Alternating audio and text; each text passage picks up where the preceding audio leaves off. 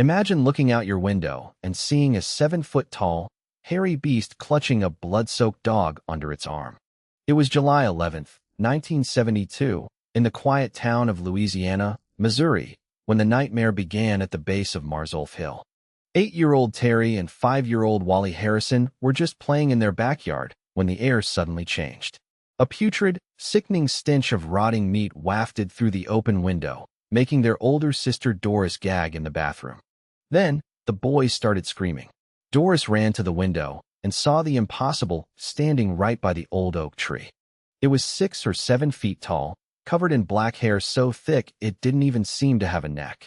The beast was flecked with blood, staring at the children with glowing orange eyes that didn't belong to any animal they knew. Terrified, they fled inside, but the horror followed them. Their own dog, Chubby, began vomiting and his eyes turned a deep, sickly red.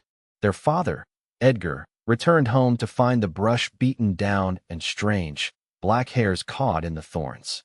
3 nights later, the silence was shattered by the sound of rocks smashing against the town's metal water reservoir.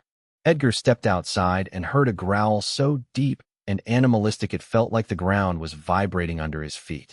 40 armed men soon arrived with rifles and shotguns, ready to hunt the monster that had seized their town with fever.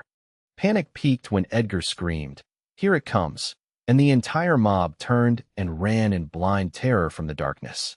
The only things left behind were mysterious 3-toed footprints, 10 inches long, pressed deep into the sun-hardened earth. Doris Harrison went to her grave, swearing she saw that beast. 50 years later, what do you think is still lurking on Star Hill?